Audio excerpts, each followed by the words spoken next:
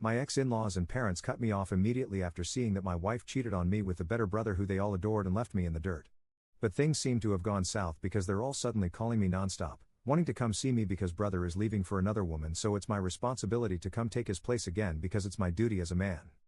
I never thought I'd be sharing this story, but recent events have pushed me to a breaking point, and I need perspective from this community.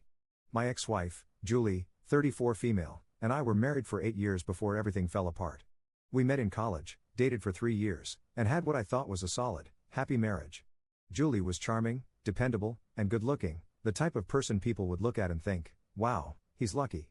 We shared common goals, she was always supportive of my career, and everything just felt right. I thought we had something solid, and I never imagined in a million years how wrong I was. Growing up, I was always the responsible one in the family. My parents would praise me for being the dependable, mature son who would make a good husband one day. On the other hand, my younger brother, Luke, was the golden child. He was handsome, charismatic, and the life of the party. My parents adored him, and it felt like everyone who met him was instantly charmed by him. But I never really thought about it too much because he was my brother, and I loved him. Sure, my parents always seemed to focus on him, but I just brushed it off as typical family dynamics. I thought the whole perfect son thing was just the way they saw him. Looking back, maybe I should have seen the warning signs. Luke was around us often because our families were close, and he and Julie got along well, too well, as it turns out. I came home early this one day from work because I wasn't feeling well. The house was quiet, and I noticed one of Luke's bags in the living room. At first, I thought he must have just come over to visit, but as I walked down the hallway, I could hear them talking in our bedroom. My heart sank, but I told myself to calm down, to not jump to conclusions. But when I opened the door and saw them, it was like my entire world just crumbled around me. I'll never forget the shock on their faces when they saw me standing there. It felt like I was stuck in a nightmare. I barely remember the confrontation. I think I was too shocked to process it all in real time. I left the house that day with whatever I could grab, and I didn't look back. That should have been the worst of it, but somehow, what happened afterward hurt even more. When I reached out to my parents, hoping they'd support me through the worst moments of my life, I was met with absolutely zero reaction. Instead of comfort, they gave me some patronizing speech about how marriages are complicated and how maybe I had pushed Julie away. They even suggested that Luke was doing her a favor by showing her real love. My own family acted like I was the one who had messed up, like I'd somehow driven Julie into my brother's arms. In the days that followed, things only got worse. Julie's parents, whom I'd grown close to over the years, took her side without question. They were completely charmed by Luke, treating him like the perfect addition to the family. I tried reaching out a few more times, but eventually, I got the message loud and clear. I was completely done. I was completely alone. Both families stood firmly behind Julie and Luke. I was disposable to them, easily replaced by someone they thought was better suited for the role of husband and son-in-law. The divorce process was quick and brutally cold. I couldn't bear to keep anything that reminded me of Julie or the life we'd shared, so I left most of it behind. I moved into a tiny apartment, trying to figure out how to rebuild my life with no support. I lost nearly everyone in my social circle because, thanks to my family's influence and connections, Julie and Luke managed to paint me as the bitter, unstable one, and Luke as the one who saved Julie from me. But somehow, I got through it.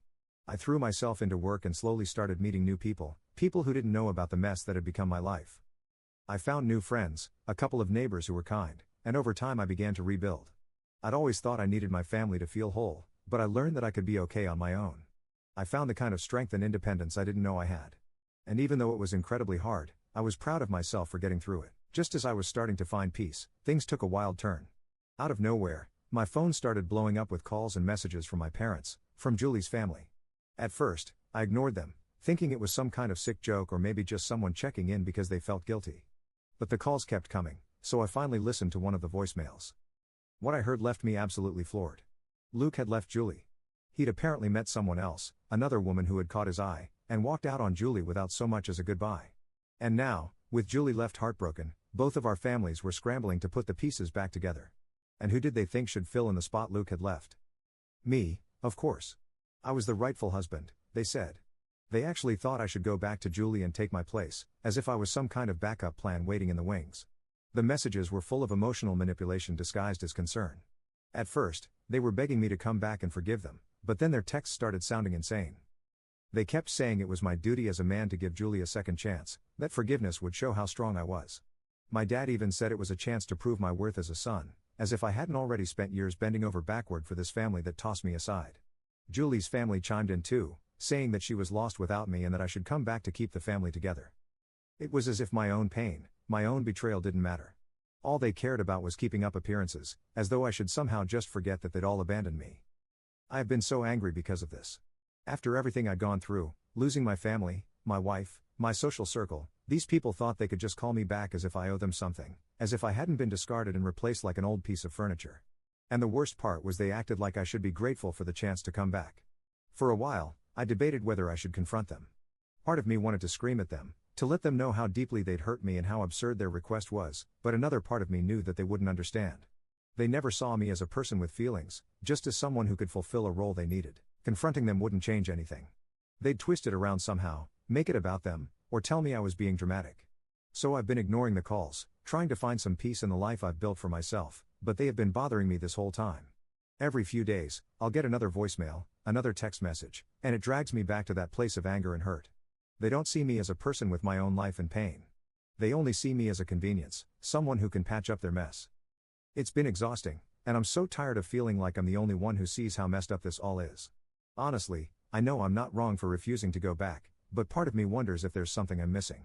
Should I confront them and try to make them see the damage they've caused? Or should I just block them all and let them deal with the mess they made? I know I've come a long way, but this whole thing has brought up so many old wounds that I thought I'd healed. So, Reddit, what am I supposed to do here? Should I even bother trying to explain to them how much they've hurt me, or would it just be a waste of time? Update 1. Hi, guys. I wish I could say things have gotten better, but, honestly, the situation has only gone from bad to worse. Ever since I posted, my inbox has been flooded with more messages and calls from my family and Julie's family, and it's been a nightmare trying to keep up with all of it. My phone buzzes with notifications all day to the point that I'm starting to dread even looking at it. I've tried blocking numbers, but somehow they keep finding ways to reach me, whether it's through new numbers or emails. It's like they're determined to wear me down. But what really took me by surprise was a call from Julie herself. I usually don't pick up calls if I don't recognize the number, but this time I did. I thought it might be work-related or maybe a friend, but the minute I heard her voice, my stomach dropped. It was Julie, and she immediately started in on what sounded like a pre-planned speech. She began by saying she was deeply sorry and that she realized she'd made some terrible mistakes. I could hardly believe the audacity of it all. She talked as if she had just forgotten to pick up milk on her way home, not destroyed our marriage by sleeping with my own brother. She kept going, saying we owed it to each other to work through this and that we had years of history together that shouldn't just be thrown away. Hearing her say that after everything she'd done was like a punch in the gut, the nerve to bring up our 8-year marriage as though it was something I was obligated to cherish. She said we both owed each other this chance to reconcile, to pick up the pieces, and see if we could find a way back to each other. I almost laughed out loud at the ridiculousness of it. It was as if she thought a few apologies could somehow erase the betrayal, the loneliness, and the utter devastation she'd caused me. She went on talking about how much she missed the stability we had and how she realized that now that Luke was gone, she truly wanted to settle down. The whole time, she kept using words like we and our life and our history as if she had any right to talk about us anymore. I just sat there completely stunned and barely managed to say anything because every word she spoke was just making me angrier and angrier. When I finally interrupted her and asked, "Why now? Why do you care now that he's gone?" She gave me some pathetic excuse about realizing what she'd lost and how she thought I'd be strong enough to move past it and take her back. Strong enough, as if strength had anything to do with putting up with her betrayal. After I hung up on her, the messages from my dad started pouring in even more relentlessly. They actually had the nerve to say that now that I had Julie begging for forgiveness, it was proof that she was sorry and that I should see this as some kind of victory or a sign that I should go back to her. My dad even said, "Isn't it enough that she's asking for a second chance?" It made my blood boil. They were talking as if Julie's pathetic attempt at reconciliation was something I should be grateful for, something that should make me feel validated or worthy. They seemed completely blind to the fact that I was the one who had been wronged, that I was the one who had been tossed aside like nothing. I kept wondering, how could anything be enough? How could a few words erase everything she'd done? Did they really expect me to just jump back into her arms and pretend that none of it had happened? Out of sheer frustration, I ended up calling Luke. I had no idea what I was even going to say to him. I just needed to get it out. He didn't pick up, so I left a voicemail telling him that this entire mess was his doing and that he should be the one dealing with it. I reminded him that he had broken apart my marriage and my life and that it was up to him to explain himself to our parents and to take responsibility. I was so furious that I ended up sending him an email too, just so that he couldn't ignore me. I laid it all out point by point, reminding him of every betrayal, every instance where he could have chosen to stop what he was doing but didn't. I was angry and hurt, and I didn't hold back. Of course, Luke never responded, typical. He'd caused this chaos, torn apart 2 families, and walked away without a second thought. And now he was off with some new woman, probably not even thinking about the destruction he'd left in his wake. He'd left me to deal with the fallout while he got to walk away scot-free, and here I was, fielding calls and emails from family members who still somehow believed that I was the one who could fix it all. It's like they couldn't grasp the idea that I wasn't some disposable piece they could just pick up and drop whenever they felt like it. One particularly awful call came from my uncle, who had always been one of the few people I trusted in my family. He was practically begging me to see reason and told me that people make mistakes and that real forgiveness means giving people another chance. He told me that as a man, it was my duty to be forgiving, to show grace in the face of hardship. I felt so betrayed, even by him. It was like he was saying that my pain, my heartache didn't matter as much as maintaining some false sense of harmony. I was so shaken up that I couldn't even respond. I just hung up and cried. I wish I could just cut them all off, but it's so hard. Despite everything, part of me still feels tied to them, still craves their acceptance or approval. I know it's not healthy, and I know they've shown me who they are, but I can't deny that it hurts. It's like a part of me is still that little boy who just wants his parents to love him unconditionally, even though I know now that they never truly will, and that realization is almost as painful as the betrayal itself. So here I am, feeling lost all over again. I thought I'd moved past this, that I managed to put the pieces of my life back together, but they keep dragging me back. Part of me wants to confront them, to tell them all exactly what I think of their so-called family values, but another part of me wonders if it's even worth the energy. They've shown me who they are, and I know deep down that no amount of explaining will make them see me for who I am or respect my boundaries. But it's hard to walk away completely when they keep pulling me back. Right now, I'm exhausted, mentally and emotionally. I feel like they're trying to erase everything I've worked for, every bit of peace I fought to find. I know I shouldn't let them get to me, but it's hard. It's so hard not to feel like I'm the one who's somehow in the wrong, even though I know logically that I'm not. Update 2. It's been a few weeks since I last tried to wrap my head around everything, and honestly, nothing has settled down. If anything, it feels like someone hit the gas pedal on the drama, and I'm just trying to hold on. The calls, texts, and emails from my family and Julie's family got so bad that I finally decided to cut them all off. I blocked their numbers, emails, and even their social media accounts.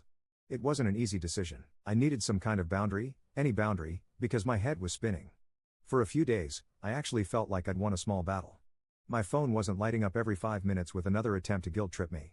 And for the first time in months, I could just exist without their noise in the background. But of course, that peace didn't last long. Nothing about this situation seems to let me breathe for long. A few days after blocking everyone, I came home from work tired and just wanting to crash, and there he was, my dad, just standing outside my apartment like it was the most normal thing in the world. My stomach dropped. I had never told him where I moved after the divorce, so the fact that he somehow tracked me down felt like a huge violation of my privacy. For a second, I thought about pretending I hadn't seen him and just turning around, but I knew that would only delay the inevitable. If I didn't face him now, he'd just keep coming back until I did. The whole thing was so classic dad, like a masterclass in emotional manipulation. He started talking about how the family was falling apart, that Julie was miserable, and that Luke's absence was a wound no one knew how to deal with. He kept saying how family is everything as if that meant I had some kind of obligation to fix everything just because we were related. He went on about how it was my duty to put the past behind us because that's what families are supposed to do. He even said Christmas was coming up, and it would be the perfect opportunity to all get together and make things right. I couldn't believe the nerve of it all. This was the same man who stood by while my wife and brother destroyed my life, and now he was asking me to be the one to patch things up. I felt like my head was going to explode. It was so frustrating, but it was also exhausting. I just stood there, trying my best to keep my composure while he went on and on about forgiveness and moving forward. By the time he finally left, I felt like I'd been wrung out like an old rag. It was such a painful reminder of where I stood in my family's priorities, definitely nowhere near the top. That wasn't even the worst of it. Not long after that little ambush, I got an email from Julie. I hadn't heard from her in a while, so when I saw her name pop up in my inbox, it felt like a slap in the face. Her message was short, but it was calculated. She said she understood why I was upset and hoped we could have a conversation to clear the air. Oh, and just to make it worse, she attached a picture of us from our wedding day. That picture used to make me smile, but now it made my stomach turn. I deleted the email without even thinking twice. There was no way I was going to let her back into my head like that, no matter how sorry she claimed to be. And then, just when I thought I'd seen it all, Luke reached out. His email came out of nowhere with the subject line "I'm sorry." For half a second, I thought, maybe this is it. Maybe he's finally going to own up to what he did. But no. His so-called apology was just a pile of excuses. He wrote about how he never meant to hurt me, how his relationship with Julie just happened because they were in love, as if that somehow made it okay. And if that wasn't bad enough, he actually had the audacity to say he hoped Julie and I could get back together. He said he was rooting for us to find happiness again, as if his blessing meant a damn thing to me anymore. I was so angry I could barely see straight. How do you even respond to something like that? Spoiler, you don't. I deleted his email just like I deleted Julie's. There was no point in engaging with someone who was so completely oblivious to the damage they had caused. It felt like they were trying to rewrite history, like nothing had really happened, like their actions had no consequences, but I wasn't about to let them gaslight me like that. These past few weeks have been some of the hardest of my life. The betrayal, the pressure to forgive, the constant manipulation, it's all taken a huge toll on me. Therapy has helped, but sometimes progress feels painfully slow. It's hard to see the light at the end of the tunnel when everything around you seems to keep pulling you backward, but I'm trying. If nothing else, this whole mess has taught me how important it is to put myself first, even when everything else is screaming at me to do the opposite. With the holidays coming up, I know things are going to be tough. The whole family togetherness thing feels like it's going to be shoved in my face at every turn, but for the first time, I'm not going to let that dictate my decisions. I've spent too long trying to keep the peace, trying to make everyone else happy at the expense of my own well-being. It's time for me to take control and make choices that are good for me, even if that means upsetting a few people along the way. It's not easy, though. There are still days when the guilt creeps in. I think about all the messages I've ignored, all the people I've cut off, and wonder if I'm doing the right thing. But then I remind myself of everything that happened, everything they did, and I know that this is what I need. I'm learning that I don't owe anyone my peace, my happiness, or my mental health. I'm learning that it's okay to walk away from people who don't respect my boundaries, no matter who they are. The road ahead is still uncertain, and I know there will be more challenges, especially with the holidays looming, but I'm not going to let the past dictate my future. Update 3. Hi everyone. I just wanted to take a moment to thank everyone here for your kind words, advice, and support. Reading through the stories of people who've gone through similar situations has been such an eye-opener. It's comforting, too, to know that I'm not alone in dealing with something as messy and painful as this. It's like finding a safe space I didn't expect. I never thought I'd find a community where I could feel so heard, but here we are, and it honestly means a lot to me. I honestly didn't think things could get any worse, but I've learned that life's pretty good at surprising you, and not always in a good way. Since my last update, things have taken another turn. It feels like every single person involved has decided that they're not going to back down. Instead of backing off and letting me heal, they've just doubled down on their efforts to guilt trip, manipulate, and pressure me into going back to a situation I've worked so hard to escape. It's like the chaos is never ending, and I'm constantly fighting to keep my peace intact. The first major red flag was a letter I got in the mail from Julie's parents about a week ago. At first, I thought maybe this was an attempt at reconciliation or at least an apology for their part in all of this, but no. The letter was nothing but accusations. They went on about how selfish and immature I was for not forgiving Julie and for not putting the family back together. According to them, my refusal to engage was somehow making everything worse for everyone else, like somehow it was my responsibility to fix a mess that they all contributed to. But the real kicker was at the end of the letter when they threatened to expose me to our mutual friends. They said if I didn't do the right thing and talk to Julie, they'd ruin my reputation and paint me as the villain. Seriously? What exactly were they going to expose? Did I set boundaries? That I refused to forgive a woman who cheated on me with my brother? It was infuriating, to say the least, and honestly, it just made it crystal clear, I could not trust these people. I had to protect myself from them no matter what. Then Julie decided to take it to the next level. I was at work one day, minding my own business, when one of my coworkers came to tell me that someone was waiting for me in the lobby. At first, I thought it was just a delivery or maybe a friend stopping by unexpectedly, but no. When I walked out, there she was, Julie, standing there like some rom-com protagonist holding a bouquet of flowers. My stomach sank. It was the last thing I needed, and it felt like the entire world had stopped. Why did she think this was okay? It wasn't even just the flowers. It was the fact that she was at my workplace, my safe space, after I told her again and again that I didn't want her in my life. She completely disregarded the boundaries I had set. Acting like a bouquet could somehow fix everything she destroyed. And it wasn't just awkward for me, it was embarrassing. My coworkers were watching, and I could feel their eyes on me, making this whole ridiculous scene worse. Julie, of course, didn't seem to care. She kept blabbering on about how sorry she was and how much she missed me, as though all that mattered was her feelings. She said we were meant to be together, as if me standing there, heart in pieces, didn't prove the opposite. It felt like she was rewriting the story in her favor, playing the part of the heartbroken hero when really she was the one who caused all of this. It was selfish, and honestly, it felt like she was trying to gaslight me into feeling bad for her instead of taking responsibility for her actions. I was so angry, but I had to stay calm. I told her she needed to leave immediately, that this wasn't the place for her apology. She ignored me. So I walked back to my office, shaking with frustration. I locked myself inside, trying to regain my composure. I called security to remove her. I didn't want to escalate things, but at that point, it was clear I had no other choice. I had to protect myself again. Later that night, I made a decision I never thought I would have to make. I filed for a restraining order against Julie. The idea of doing this, of having to get legal protection from someone I once loved, was heartbreaking, but I knew it was the only way to keep her out of my life for good. I couldn't just sit around and let her keep showing up, invading my space, and making me feel powerless. I had to take control. And my family? They haven't stopped either. Even though I've gone no contact with them, they found new ways to try and reach me. One of my cousins, someone I haven't spoken to in years, sent me this long message about forgiveness and how everyone missed me. Of course, she didn't mention the fact that none of them cared about me when I was in the middle of dealing with the betrayal. Another distant uncle chimed in with an email about how I needed to be the bigger person and let go of my anger. It's crazy to me that these people who weren't even involved in the betrayal feel like they have the right to tell me how to heal. They have no idea what I've been through. But the hardest part, the part that's been the most painful, is my dad. Despite everything, despite our last confrontation where I made it clear I wanted nothing to do with this mess, he's still trying to guilt me into coming back. A few days ago, he left me a voicemail saying I was tearing the family apart by refusing to forgive Julie and Lucas. He didn't even acknowledge the pain they caused me. All he cared about was how my actions were affecting them. It's hard not to feel drained by all of this. Every time I think I'm getting some distance from the chaos, someone finds a new way to drag me back in. But through all of it, I've come to realize something important. I deserve better. I deserve better than Julie, better than the toxic dynamics in my family, and better than the life they tried to force me into. I've moved into a new apartment that they don't know about. I've locked down my privacy even more, new phone number, tighter security on my accounts. It's sad that I've had to go to these lengths, but it's necessary for my peace of mind. Therapy has been my lifeline.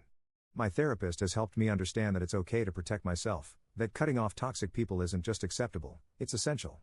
Progress is slow, and some days it feels like I'm barely hanging on, but for the first time in a long time, I'm putting myself first, and that's something I've never done before.